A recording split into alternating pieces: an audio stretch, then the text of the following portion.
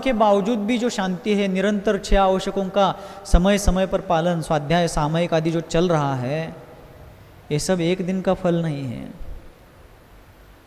ये बरसों की किए गए अभ्यास और साधना का फल है। महाराज जी जब ब्रह्मचर्य अवस्था में थे, घर में खेती का सारा दायित्व इन्हीं के ऊपर था। गाय भैंस आदि पशु जो थे घर में, उनके चारा पानी का भी दायित्व इन्हीं के ऊपर था, उनकी जिम्मेदारी इन्हीं के ऊपर थी। एक प्रकार से गृहस्थ ना होकर के भी एक घर के मुखिया थे मान लो, क्योंकि सब भाइयों में बड़े थे और सारी जिम्मेदारी निभाते हुए भी खेती के सारे काम करना, पानी की सिंचाई हो, फसल की कटाई हो, बीज की बोना हो आदि जितने काम है सब ध्यान देकर स्वयं करना।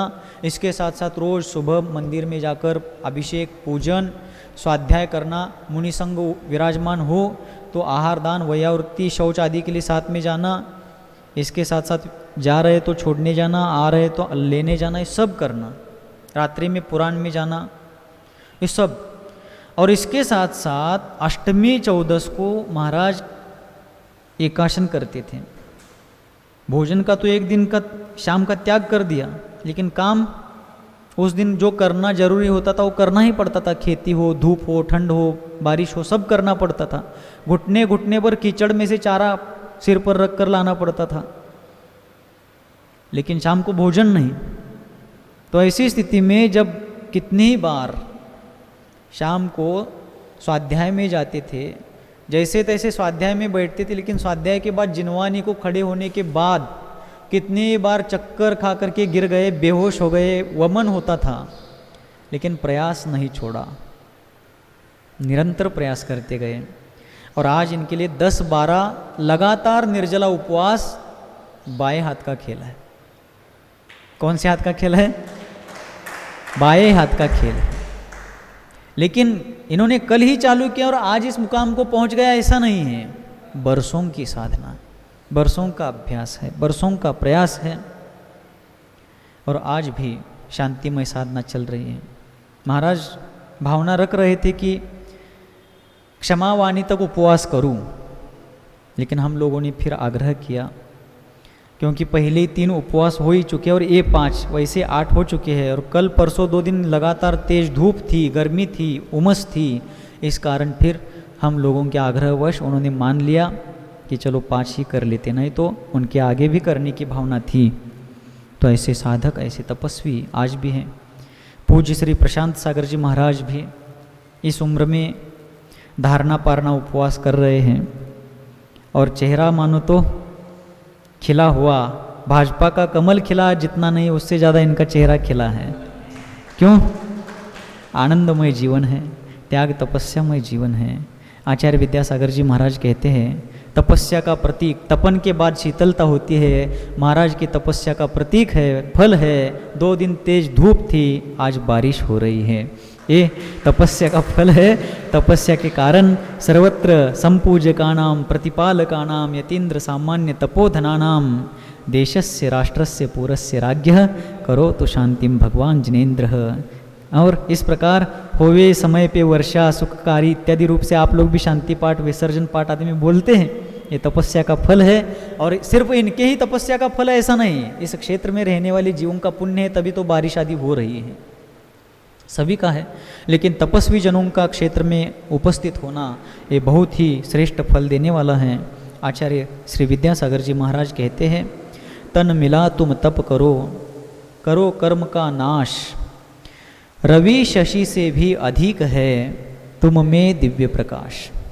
तन मिला है, मनुष्य शरीर मिला है, मनुष्यों से ज़्यादा बलशाली शरीर और मनुष्यों से ज़्यादा अत्यंत सुंदर शरीर तो देवों का होता है, लेकिन ऐसा होते हुए भी उस शरीर के माध्यम से वे देव देवियाँ संयम का अनुष्ठान नहीं कर सकते। शायिक सम्यक दृष्टि भी हो सकते हैं देव, द्वादशांग के पाटी भी हो सकते हैं, लेकिन अल्प मात्र लेश मात्र भी संयम के धारक पालक नहीं हो सकते हैं। संयम का अनुष्ठान करने के लिए कर्म भूमि में मनुष्य गति में औदारिक शरीर धारण करते हुए जिनेंद्र देव के प्रतिपाद्य धर्म के शरण में आकर के ही संयम का और तप का अनुष्ठान किया जाता है। आप सभी भी बहुत भाग्यशाली है कि जो जिनेंद्र भगवान का यह शासन, सत्य शासन, पुण्य शासन, धर्म शासन प्राप्त हुआ है। इस धर्ममय शासन के शरण में आकर के हम सभी लोग त्याग तपस्या के माध्यम से अपने जीवन के उन्नति के बीज बो सकते हैं।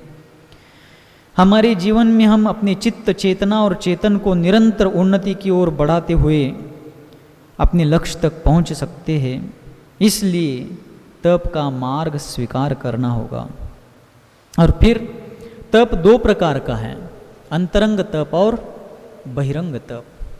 बहिरंग तप को बहिरंग तप इसलिए कहा जाता है क्योंकि वो बहिरंग तप तपस्या करने वाले के साथ साथ जो अन्य लोग हैं उनको भी देखने में आता है कि महाराज का उपवास है, अथवा महाराज ने आज आहार कम लिया, उनोदर किया है, अथवा अमुक अमुक इतनी ही चीज़ ली है, अमुक अमुक ही रस लिए, बाकी रस नहीं लिए है, महाराज काय क्लेश तप कर रहे इत्यादि रूप से बाह्य तप जो है तपस्या करने वाले तपस्वियों के साथ साथ अन्य लोगों को भी पता चलता है, इसलिए भी उसको बाह्य तप कहते हैं। ये पहला कारण है। और दूसरा कारण ये है कि जैन साधकों के साथ साथ इतर संप्रदाय के साधक भी उपवास आदि करते, भले सम्यक तप हो मिथ्या तप हो, लेकिन जैन मत के साथ साथ अन्य बाह्य मत वाले तपस्वी भी इस प्रकार उपवास आदि करते हैं, उनोदर आदि करते हैं, इसलिए भी इसको बाह्य तप कहते हैं। लेकिन अंतरंग तप जो है वो सिर्फ दिगंबर जैन निर्ग्रंथ श्रवण परंपरा में ही किया जाता है।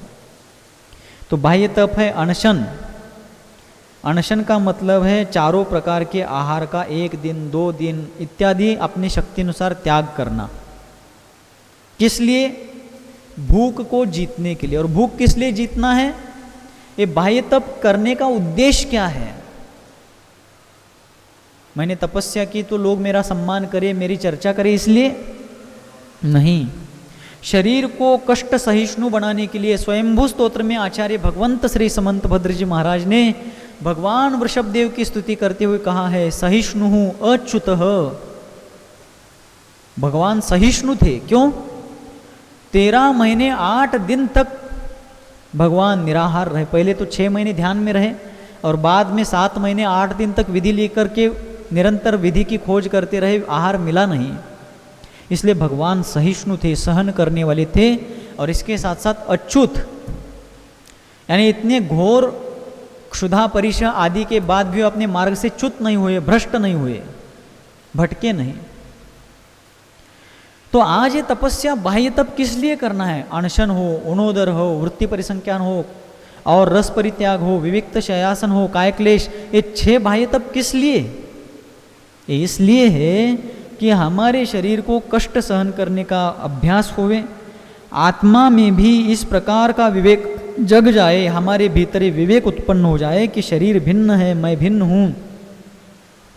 और अकस्मात भी कोई उपसर्ग, असाध्य रोग, कोई भयंकर अकाल, सूखा अकाल आदि की परिस्थिति, महामारी आदि की परिस्थिति आदि से अब बचने का कोई चांस नहीं है, संभावना नहीं है, और सल्लेखना लेने का प्रसंग आ जाए तो उस सल्लेखना के दौरान भूख प्यास आदि लगने के कारण हम आकुल व्याकुल होकर के समाधि से भ्रष्ट ना हो जाए, इसलिए जीवन भर भूख को सहन करना, प्यास को सहन करना, गर्मी सर्दी आदि को सहन करना, इसलिए तपस्या है।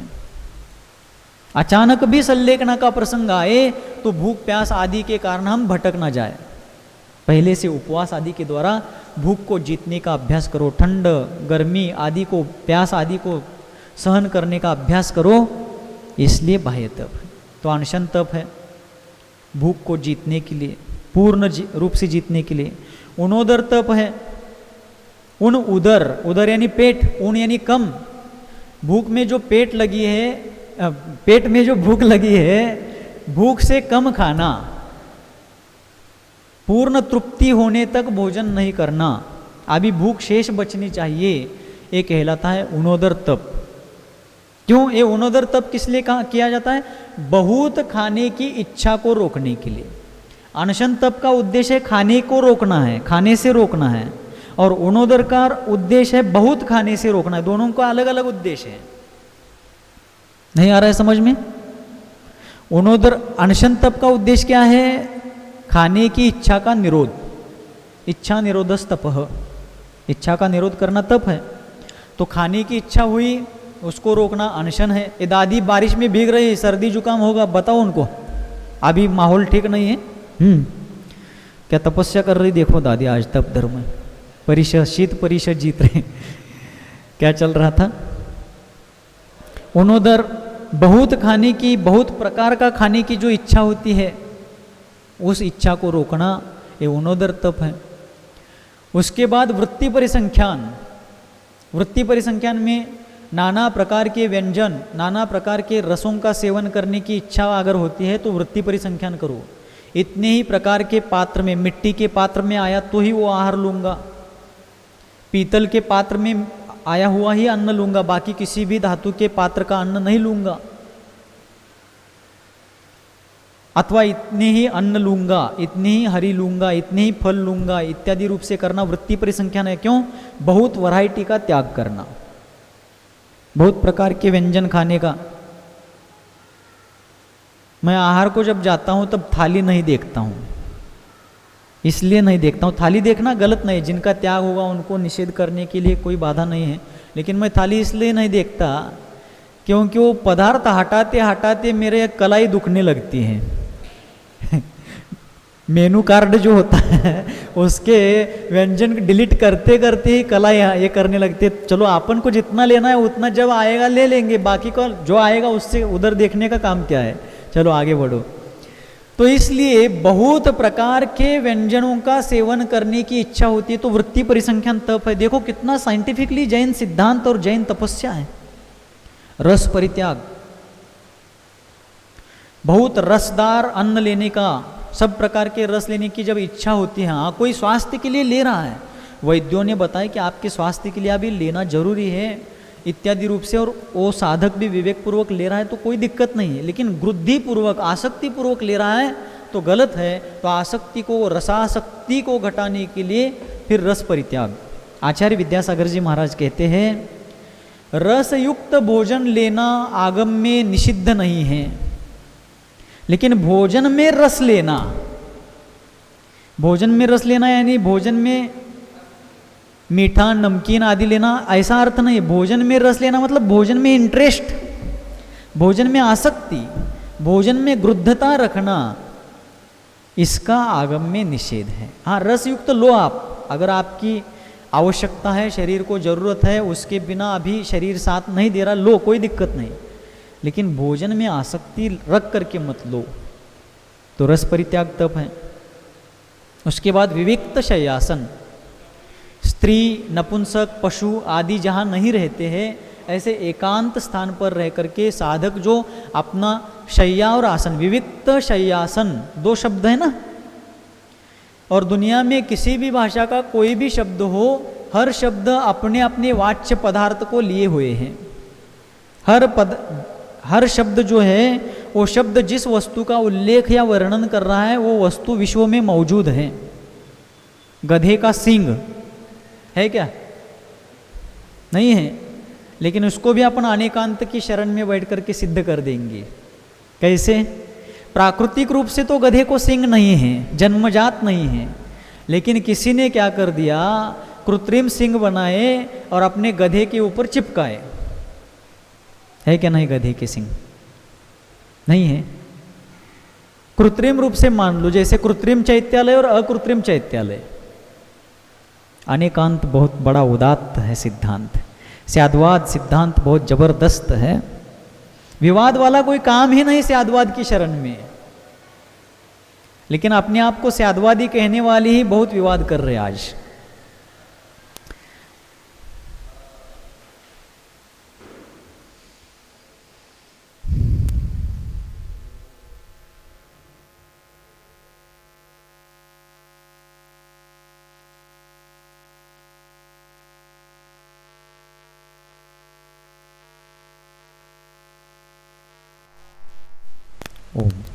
ब्रेक के बाद स्यादवाद चैनल पर फिर से स्वागत है। तो ये स्यादवाद सिद्धांत जो है हमारा, ये विश्व के सारी समस्याओं को हल करने में समर्थ है।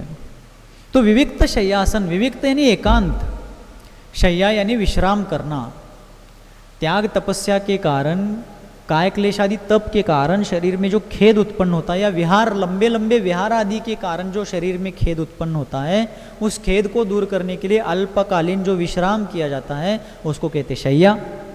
और आसन यानी पद्मासन, कुक्कुटासन, वीरासन, वज्रासन, पर्यंकासन इत्यादि अनेक आसन लगा करके जो साधक तपस्या करते हैं, ऐसे खड़गासन आदि में, तो ऐसे आसन लगा करके एकांत स्थान में ध्यान, अध्ययन, ज्ञान आदि की साधना करनी होती है। तो ये विविक्त शय्यासन तप है। और अंतिम तप है काय क्लेश तप। काय यानी शरीर, क्लेश यानी कष्ट, शरीर को कष्ट देना। और शरीर को कष्ट देना, शरीर को कष्ट देने के उद्देश्य से मात्र नहीं है, शरीर को कष्ट सहिष्णु बनाने के लिए है। क्या बनाने के लिए है? शरीर को कष्ट सहिष्णु बनाने के लिए है। और शरीर को कष्ट सहिष्णु किस लिए करना है? आचार्य श्री पूज्यपाद जी महाराज ने समाधि तंत्र में एक गाथा कही है, उसमें उन्होंने उपदेश दिया है कि साधु को निरंतर शरीर को कष्ट सहिष्णु बनाना चाहिए भेद विज्ञान की सिद्धि के लिए। क्योंकि शरीर को कष्ट सहिष्णु बिना बनाए साधक अगर सिर्फ सुखपूर्वक ध्यान अध्ययन करेगा तो कष्ट के आने पर उसका ज्ञान पलायन कर जाएगा। कैसे? एसी कूलर हीटर में बैठ करके आत्मा भिन्न है, शरीर भिन्न है, ऐसी चर्चा करी, और जब उनको 5 मिनट के लिए थोड़ा ठंड सहन करो भाई, 4-5 डिग्री टेम्परेचर गया है या 50 डिग्री तक गर्मी पहुंची है, अब कूलर मत लगाओ, आत्मा भिन्न है, शरीर भिन्न है, थोड़ा आप इसका अनुभव करो, नहीं होगा, छटपटाएंगे। क्यों? मखमल के गद्दों पर बैठकर, हीटर कूलर में बैठ करके भेद विज्ञान की चर्चा करना तो सिर्फ परिभाषा की चर्चा रटना है। आचार्य कहते हैं भेद विज्ञान परिभाषा नहीं है, प्रयोग है। तो शरीर को कष्ट सहिष्णु किस लिए बनाना है? असाध्य रोग हो जाए तो उस रोग का कोई इलाज नहीं होने पर उससे पीड़ित होकर, आकुल व्याकुल होकर के चिल्लाहट करते हुए असमाधि पूर्वक मरण ना हो जाए।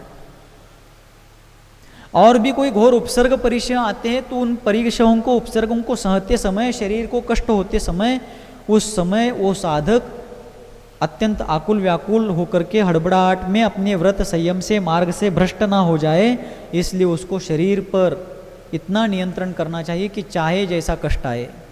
मिलिट्री के सैनिक सियाचिन ग्लेशियर में जब उनकी पोस्टिंग होनी होती है, तैनाती होनी होती है, तब क्या एकदम से उनको ऑर्डर नहीं दिए जाते कि चलो आज आप निकल कर जाओ सियाचिन।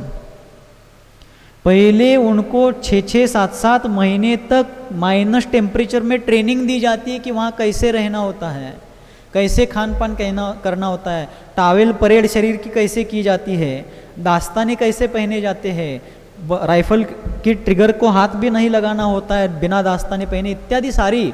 और उसके बाद जो रोपवे से जाना होता है दर्रे पास करते हुए, वो कैसे करना होता है, सारी ट्रेनिंग देने के बाद फिर उनको वहाँ भेजा जाता है। क्यों? वहाँ वो सहन कर सके।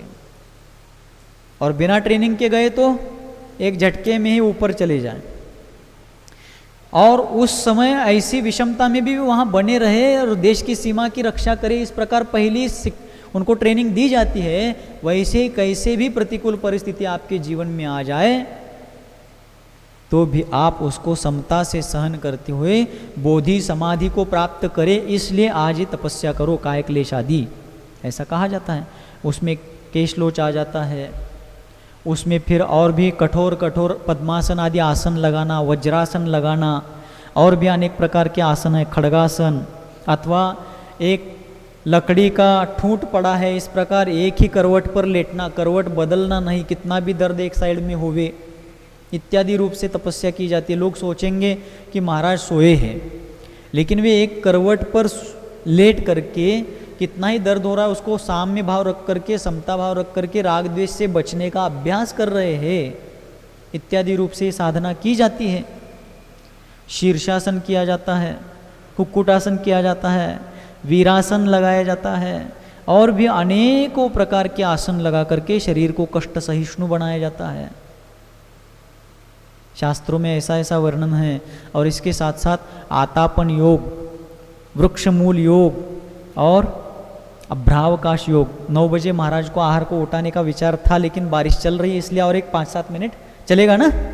अभी तो अपना 9:05 हुए हैं। तो महाराज पूर्व चतुर्थ काल में कैसी तपस्या करते थे तपस्वी जन। बरसात के दिनों में वृक्ष मूल योग करने का उनको आदेश था। वृक्ष मूल योग मतलब जंगल में चातुर्मास करना है, और वो भी पेड़ के नीचे बैठना है।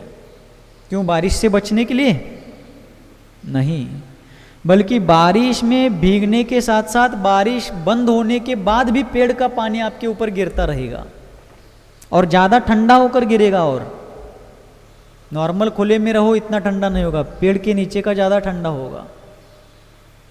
और ये किस लिए? शीत परिशह हो। और शास्त्रों में ऐसा ऐसा वर्णन किया है कि जंगल में नदियों के उफान के कारण सारा जंगल जलमग्न हो जाता था। बामियों में पानी घुसने के कारण बड़े बड़े सांप निकल करके ठंड से अपने प्राणों की रक्षा करने के लिए पेड़ों पर चढ़ते थे। पेड़ की ठंड सहन नहीं होती थी तो पेड़ के नीचे खड़े कल्प वृक्ष, त्याग तपस्या के कल्प वृक्ष के रूप में जो खड़े हैं, बैठे हैं, अपने शरीर की ठंड से रक्षा करने के लिए वो सांप शरीर को उष्मा पाने के लिए उन मुनियों के शरीर से लिपट जाते थे। उनके शरीर से हमें उष्मा मिलेगी इसलिए उनके शरीर से घंटों घंटों तक, अनेक दिन तक लिपट जाते थे। लेकिन वे कल्पांत काल मरुता चलिता चले न कि मंदराद्रि शिखरम चलितम कदाचित, वे ऐसे खड़े रहते थे। ऐसा वर्णन शास्त्रों में पढ़ा है इन्हीं आंखों से कि जब बिलों में, जमीनों के छिद्रों में पानी जाता था तो बिच्छू निकल करके आते थे और ठंड से बचने के लिए उन मुनिराजों के कानों में अंदर जाकर बैठते थे। चाहो तो मैं आपको दिखा भी सकता हूं वो पंक्तियां। कहां बैठते थे बिच्छू? आज मच्छर आ रहा है तो हड़बड़ाहट हो रही है, लेकिन उनके कानों में जाकर के बिच्छू बैठते थे, लेकिन उनको पता नहीं क्या हो रहा है। योगी भक्ति में पूज्यपाद स्वामी ने लिखा है, काष्ठवत त्यक्त देहा, जिन्होंने लकड़ी के समान, पड़ी हुई लकड़ी के समान अपने शरीर को डाल रखा है, उधर ध्यान ही नहीं उनका। ये वृक्ष मूल योग। आतापन योग मतलब गर्मी के दिनों में, ज्येष्ठ माह में, आषाढ़ माह में, तेज गर्मी वैशाख माह में जब चरम सीमा को स्पर्श कर रही है, उस समय पर्वतों के शिखरों पर जा करके सूर्य की तरफ मुख करके खड़ा होना या बैठना, तपी हुई शिलाओं पर बैठ करके या खड़े रहकर तपस्या करना। मूलाचार में वट्टकेर आचार्य ने ऐसा उसका वर्णन किया है कि वो मुनिराज कैसे तपस्या करते थे। गरम लू चलती थी, हवाएं चलती थी, सूर्य अपनी चरम सीमा को स्पर्श करता था, और चलने वाली लू के कारण, तेज गर्मी के कारण उनके शरीर से पसीना बह रहा है। चलती तेज हवा, आंधियों के कारण धूली उड़ करके उनके शरीर से पसीने के कारण चिपक रही है, और उस समय उनके शरीर पर जो धूली का लेयर बैठा है, एक स्तर जमा हुआ है, उससे दूर से देखने पर वे मुनिराज ऐसे लगते थे मानो सांप की बामी खड़ी है। वट्टकेर आचार्य जी ने मूलाचार में उनका ऐसा वर्णन किया। ऐसी तपस्या करते थे मुनिराज। अभ्रावकाश योग, अभ्र का अर्थ है खुला आकाश, खुला स्थान, अवकाश यानी रुकना। ठंड के दिनों में जहाँ चलने वाली तेज तूफानी हवाओं का प्रतिकार करने के लिए कोई दीवार आदि की आड़ नहीं है, ऐसे खुले स्थान में बैठना, खड़े होना, तालाब, नदी, सरोवर आदि के किनारे रह करके जहाँ ज़्यादा से ज़्यादा पानी हो और ठंड के कारण जहाँ ज़्यादा से ज़्यादा शीत परिशह सहने को मिले, वहाँ रह करके वे तपस्या करते थे। यह अभ्रावकाश योग, चतुर्थ काल में ऐसी तपस्या करते थे। पंचम काल में अभ्रावकाश योग, आतापन योग और वृक्ष मूल योग, इनका निषेध किया गया है। ऐसी तपस्या किया करते थे। शास्त्र पर मोबाइल और पेन वगैरह नहीं रखा जाए, शास्त्र पर नहीं रखो, कभी भी नहीं रखना चाहिए। उसके बाद 6 अंतरंग तपों में आता है प्रायश्चित्त तप, विनय तप, वैयावृत्ति तप, और उसके बाद आता है स्वाध्याय, व्युत्सर्ग और ध्यान। तो प्रायश्चित्त का मतलब होता है रत्नत्रय साधना में श्रद्धान ज्ञान चारित्र में से किसी भी चीज में किसी भी प्रकार से मन वचन काय से कृतकारिता अनुमोदना आदि से किसी भी प्रकार का दोष अतिचार आदि लगा हो तो अपने गुरुओं के पास जाकर के सरल चित्त बालक की तरह जो भी दोष जैसा भी हुआ है उसको बिना छिपाए जैसा का तैसा निवेदित करना, उनसे कहना और अत्यंत विनम्रतापूर्वक पश्चाताप की भावना से भर करके वे जो प्रायश्चित्त देंगे उसको स्वीकार करना। ये प्रायश्चित्त तप है। तो इस प्रकार प्रायश्चित्त तप होता है। और आचार्य भी परीक्षा लेते हैं, तुरंत पहली बार में ही प्रायश्चित्त देंगे मांगने पर, ऐसा नहीं होता है। कभी कभार 8-10 बार भी मांगने पर भी नहीं देंगे। वे देखते हैं कि इस त्यागी वृत्ति या इस मुनि आरिका के भीतर अपने दोष का निराकरण करने की कितनी छटपटाहट है। एक आध बार मना किया तो ये जाकर वही बैठ गए, चलो ठीक है कोई बात नहीं, आचार्य ने मना किया। उधर ही गाफिल होकर बैठते हैं, क्या छटपटाते हैं अपने दोष को मिटाने के लिए, बार बार आकर निवेदन करते हैं। आचार्य को मस्का लगवाने का भावना नहीं रहता है, लेकिन वो शिष्य प्रायश्चित्त लेने के लिए कितना तत्पर है, कितना उत्सुक है, ये उनको देखना होता है। तभी वो बार बार उसको आने के लिए बाध्य करते हैं। हर बार ऐसा ही करेंगे ऐसा नहीं, लेकिन वो शिष्यों की परीक्षा करते हैं और फिर प्रायश्चित्त देते हैं। मान लीजिए हम दोनों ने एक ही प्रकार का दोष किया और एक ही प्रकार का अतिचार हमारे किसी श्रद्धान में, ज्ञान में या व्रत में लगा है, हम दोनों भी जाकर प्रायश्चित्त लेते हैं, तो आचार्य इनको कहेंगे आप आज के लिए सिर्फ एक माला जाप करो, और मेरे लिए कहेंगे आप 8 दिन का उपवास करना।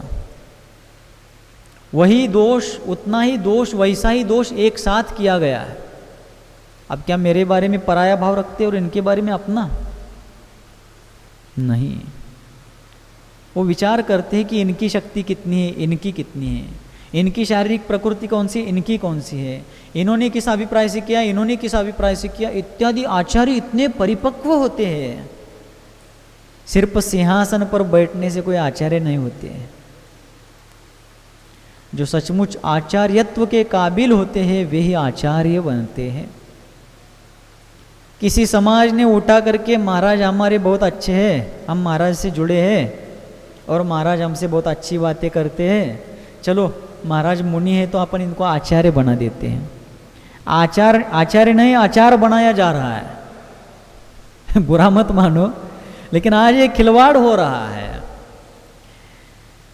आचार्य शांति सागर जी महाराज के दरमियान और उससे पहले मुनियों का दर्शन बड़ा दुर्लभ था। मुझे आज भी ऐसा लग रहा है कि आगामी कुछ सालों बाद भी वो दुर्लभ हो जाएगा। मुनियों का दर्शन दुर्लभ होगा, आचार्यों का दर्शन सुलभ होगा। समझ में आ रहा है या नहीं? जो भी उठ रहा है आचार्य बन रहा है, जो भी उठ रहा है आचार्य बन रहा है, जो भी उठ रहा है आचार्य बन रहा है। अरे भाई, आचार्य क्या कहलाते हैं? आचार्य कितना गरिमाशाली पद है। आचार्य कौन बनते हैं और कौन बनाते हैं, विवेक तो रखो। पिछले साल जयपुर चातुर्मास में शाम के आचार्य वंदना के बाद प्रश्नोत्तर भी थोड़े होते थे। कुछ लोग प्रश्न पूछते थे, फिर उनका उत्तर दिया जाता था। तो एक दिन एक सज्जन ने प्रश्न पूछा, महाराज आपको आचार्य बनने में अभी कितना काल लगेगा? तो मैंने पहले तो कहा, प्रश्न पूछने वाले कदाचित परीक्षार्थी भी हो सकते कि महाराज के मन में क्या आचार्य पद की लालसा है, क्या ऐसी भी परीक्षा भी लेने चाहते हो? ऐसे जागरूक श्रावक भी हो सकते हैं। कदाचित वे श्रावक कहीं से जुगाड़ लगाकर मुझे आचार्य बनाकर स्वयं मेरे आचार्य पद के प्रायोजक बन करके अपनी इमेज बढ़ाने के इच्छुक भी हो सकते हैं। ऐसे ऐसे लोग भी आज है समाज में। मैंने महाराज को आचार्य बनाया, ऐसे लोग भी हैं आज। तो हमने उत्तर दिया, पहली बात तो कोई साधु स्वयं ये सोचता नहीं कि मैं आचार्य बनूं, और सोचता है तो वह अभी परिपक्व नहीं है। दूसरी बात, वो आचार्य बनेगा नहीं बनेगा, योग्य है अयोग्य है, वो उनके संघ के आचार्य का विषय है।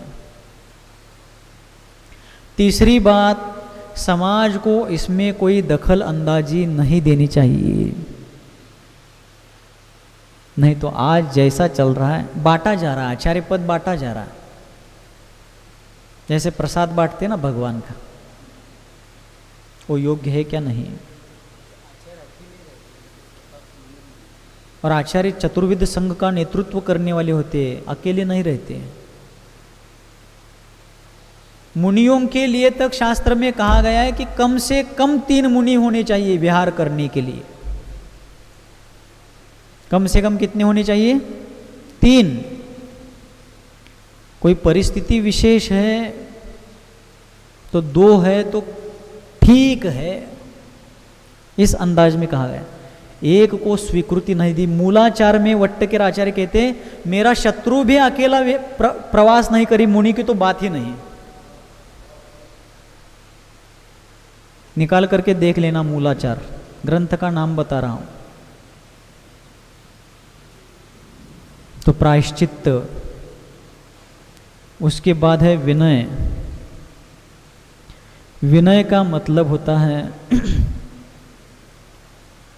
अपने हृदय में अहंकार का त्याग करके पूज्य पुरुषों के गुणों के प्रति अनुराग और नम्रता का भाव धारण करना, सभी के साथ शिष्टाचार भरा बर्ताव करना, पूज्य जनों के साथ पूज्यता का भाव रखना, आदरणीय लोगों के साथ आदर का भाव रखना, और अन्य कोई भी लोग हो उनका तिरस्कार नहीं करना, माध्यस्थ भाव आदि रखना, यथा योग्य शिष्टाचार, यह विनय कहलाता है। और फिर विनय भी 4 प्रकार का है, प्रायश्चित्त भी 10 प्रकार का है। अब वो सारा विश्लेषण करने के लिए अभी यहाँ समय नहीं है। आलोचना, प्रतिक्रमण, तदुभय, विवेक, वित्सर्ग, तप, छेद, मूल, श्रद्धान आदि प्रायश्चित्त के 10 प्रकार हैं। उसके लिए अब सारा विश्लेषण करने के लिए एक एक तप का चर्चा करने के लिए एक एक दिन चाहिए, लेकिन उतना समय अभी अपने पास नहीं है। उसके बाद तप आता है विनय। उसके भी 4 भेद है, ज्ञान विनय, दर्शन विनय, चारित्र विनय और उपचार विनय। ज्ञान और ज्ञानी जनों का विनय करना, तप और तपस्वियों का विनय करना, चारित्र और चारित्र धारकों का विनय करना, दर्शन यानी श्रद्धा, श्रद्धान और श्रद्धालुओं का विनय करना, ये ज्ञान विनय, दर्शन विनय, चारित्र विनय हो गया। और उपचार विनय का मतलब है कि अपने गुरु आ रहे हैं तो उठ करके खड़े होना, 4 कदम उनकी आगवानी में जाना, वे जा रहे तो उनके पीछे पीछे उनकी विदाई के लिए जाना, वे बैठ रहे तो उनको उच्चासन आदि देना, इत्यादि विनय के अनेक स्वरूप बताए गए उपचार विनय के। तो विनय तप है। विनय को भी तप कहा गया है। और तपसा निर्जरा च, तप के द्वारा निर्जरा होती है, सूत्र तत्वार्थ सूत्र में आता है। तप से निर्जरा होती है और विनय भी तप है। देखो विनम्रता भी तप है, लेकिन वो विनय सच्चा विनय होना चाहिए, सम्यक विनय होना चाहिए। किसी को भी सबका मालिक एक है मान करके कुदेव शास्त्र गुरु और सच्चे देव शास्त्र गुरु की भी समान विनय करो, संयमी की भी समान, असंयमी की भी समान, ऐसा नहीं होगा। अनादर किसी का मत करो, लेकिन पूज्य वही है जो रत्नत्रय गुण से समन्वित है, युक्त है। तो विनय तप के बाद है प्रायश्चित विनय। वैयावृत्य, वैयावृत्य को भी तप कहा है। एक जगह किसी नीतिकार ने कहा है, जो नित प्रति वैयावृत्य करैया ओ भव सागर से तरैया।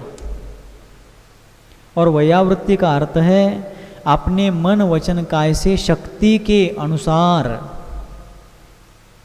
त्यागी व्रती तपस्वी साधकों की यथा योग्य अनुकूलता निर्माण करना। उनका शरीर रोगग्रस्त है तो दवाई आदि से वैयावृत्ति करना, विहार आदि के कारण खेद खिन्न है तो उनके हाथ पैर आदि का मर्दन करना, गले को छोड़ करके बाकी शरीर का मर्दन करना, ये क्या है? ये शारीरिक वैयावृत्ति है। और वे अस्थिर आदि हो रहे मोक्ष मार्ग पर से भटकने के लिए जा रहे कर्मोदय से, तो उनको तत्वोपदेश आदि दे करके उनको स्थिर करना। और स्थिर कौन करेगा? जो स्वयं पहले स्थिर है वही दूसरे का स्थितिकरण करेगा। तो इस प्रकार ये वैयावृत्ति है, और वैयावृत्ति बहुत महान तप है।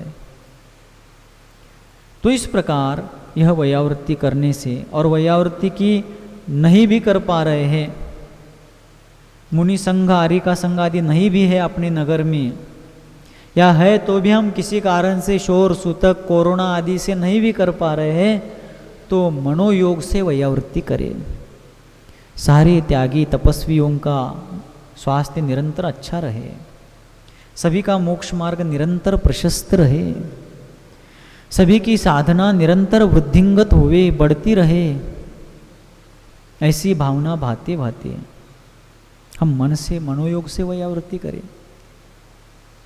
ये बारिश हो रही है, एक उदाहरण देना चाहूँगा।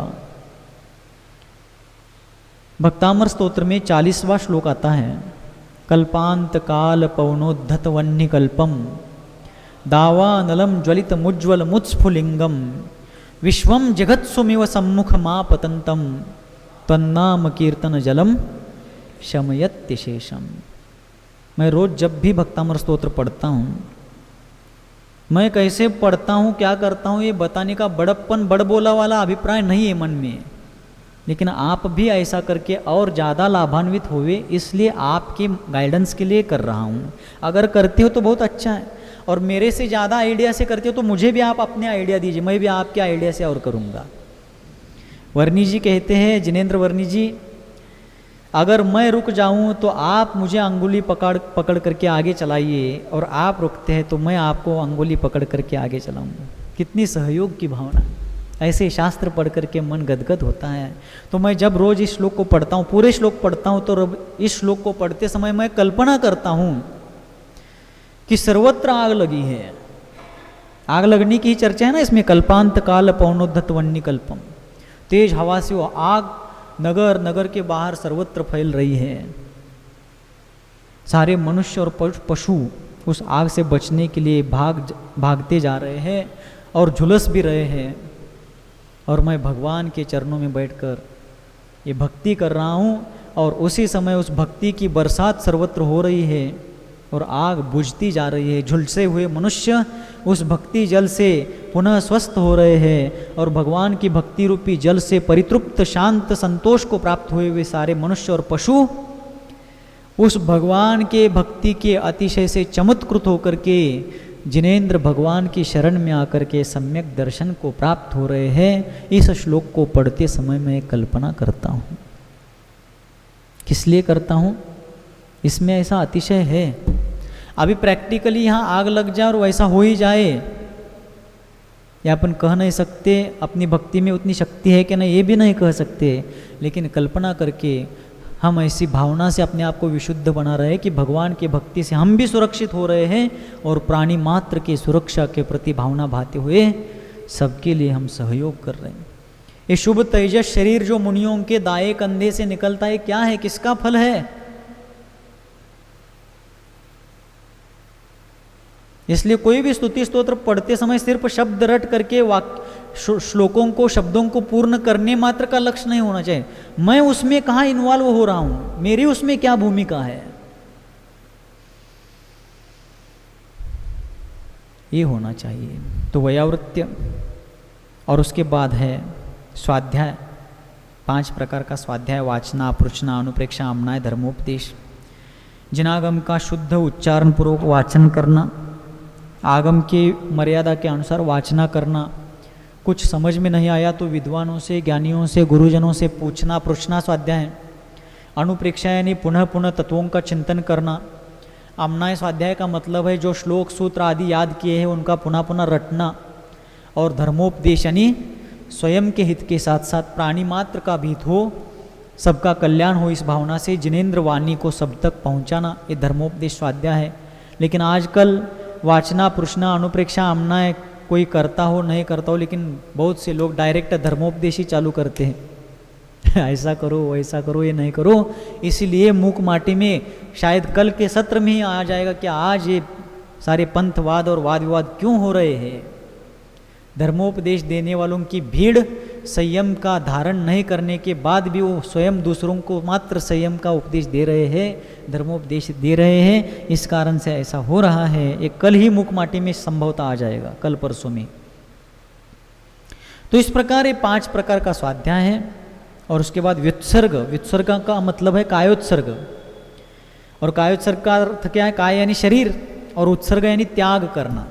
शरीर के प्रति के ममत्व का मोह का त्याग करना एक कायोत्सर्ग कहलाता है।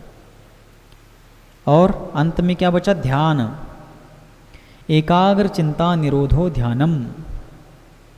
चित्त का एकाग्र करना, जीवादि तत्वों का चिंतन करने में, दशलक्षणात्मक धर्म का चिंतन करने में, आत्मस्वरूप का चिंतन करने में, लोकालोक के स्वरूप का चिंतन करने में, देवशास्त्र गुरु के स्वरूप का चिंतन करने में, नमोकार मंत्र का जाप्य करने के लिए चित्त का एकाग्र करना इत्यादि रूप से चित्त का किसी एक पदार्थ पर, पदार्थ यानी रबड़ी मलाई रसगुल्ला आदि पदार्थ नहीं समझना, व्यंजनात्मक। यहाँ पदार्थ का मतलब जीवादि 9 पदार्थ। शब्द का सही सही अर्थ ग्रहण करना, नहीं तो झमेला हो जाता है। एक बार क्या हुआ एक व्यक्ति एक शराब पीने वाले व्यक्ति को समझा रहे थे, एक सज्जन व्यक्ति, कि भाई तुम इतनी ऐसा शराब पीकर पाप का संचय कर रहे हो और नरक जाओगे ऐसा शराब पीने के कारण। तो शराब पीने वाला पूछता है, शराब पीने से नरक जाऊंगा? हाँ, तुम सचमुच नरक जाओगे। तो पूछता है, शराब बेचने वाला कहाँ जाएगा? तो सज्जन कहते वो भी नरक जाएगा। फिर वो पूछता है, शराब की दुकान के बाहर जो नमकीन बेचता है वो कहाँ जाएगा? फिर वो कहते वो भी नरक जाएगा। फिर वो शराबी आदमी कहता है, फिर तो कोई दिक्कत ही नहीं, मेरा इंतज़ाम अगर वहाँ हो रहा है तो मैं वही जाऊँगा। उसने शब्दों को पकड़ा है, उद्देश्य को नहीं पकड़ा है। सारी चीज़ें वहाँ अवेलेबल है, उपलब्ध है, तो क्या दिक्कत है? इसलिए शब्द नहीं, भाव पकड़ो, वाचक नहीं वाच्य को पकड़ो। तो पदार्थ के ऊपर चित्त एकाग्र करना मतलब खाने के पदार्थ नहीं, 9 पदार्थ जो है जीवादि 7 तत्व और पुण्य पाप, उनके चिंतन में चित्त एकाग्र करना है, ध्यान तप कहलाता है। इस प्रकार ये मूल रूप से 2 प्रकार का तप है, अंतरंग तप और बहिरंग तप, और उत्तर भेद 12 हो जाते हैं। तो इस तपस्या को यथार्थ रूप से करना है कर्म क्षय के लिए और समस्या मिटाने के लिए तपस्या करते हुए इस संसार से शीघ्र ही मुक्त होना है। महाराज की पारना निरंतर है और निर्विघ्न होवे, ऐसी भावना आप भी भाए, मैं भी भाता हूँ। और आप सभी भी इसी प्रकार इन तपस्वियों जैसी प्रेरणा लेते हुए मोक्ष मार्ग पर आगे बढ़े। गुरुदेव सन्मति सागर जी महाराज जो स्वयं भी एक सात्विक तपस्या करने वाले तपस्वी और हम जैसों को तपस्या करने की प्रेरणा देने वाले प्रेरक आचार्य थे, कि जिनके हृदय रूपी पद्म सरोवर से विश्वव्यापी वात्सल्य की लोक कल्याणकारिणी धर्म गंगा सर्वजन सुखाय और सर्वजन हिताय इस लोकोत्तर भावना से, जिनके हृदय से वात्सल्य की लोक कल्याणकारिणी धर्मगंगा हमेशा बहती थी, जो वर्तमान धर्म तीर्थादिनायक भगवान सन्मतिनाथ के लघुनंदन हैं, जो आचार्य शांति सागर जी महामुनिराज के मूल संघ आचार्य परंपरा के आभूषण स्वरूप है, जो हमारे जीवन के सर्वे सर्वा भाग्य विधाता हैं, जिनका जीवन मानवता की प्रतिमूर्ति और उदारता का उदाहरण है, मूलाचार ही जिनका साधन है और समय सार ही जिनका साध्य है, धर्मरथ के जो समर्थ सारथी है, संयम तपस्या के जो मानदंड मापदंड है, ऐसे आचार्य भगवंत गुरुदेव सन्मति सागर जी अतिपति के समान सभी की मति सन्मति हो और सभी की गति पंचम गति मोक्ष गति हो। इस प्रकार की मंगलमय भावना प्रार्थना गुरुदेव सन्मति सागर जी महाराज के त्रिभुवन सुंदर लोक पूज्य चरण कमल में व्यक्त करते हुए वाणी को विराम देता हूँ। बोलिए गुरुवर आचार्य भगवंत सन्मति सागर जी मुनि महाराज की। बोधि समाधि परिणाम शुद्धि स्वात्मोपलब्धि शिव सौख्य सिद्धि चिंतामणिं चिंतित वस्तुदाने त्वां वंदमानस्य ममास्तु देवी। नवजाप्य।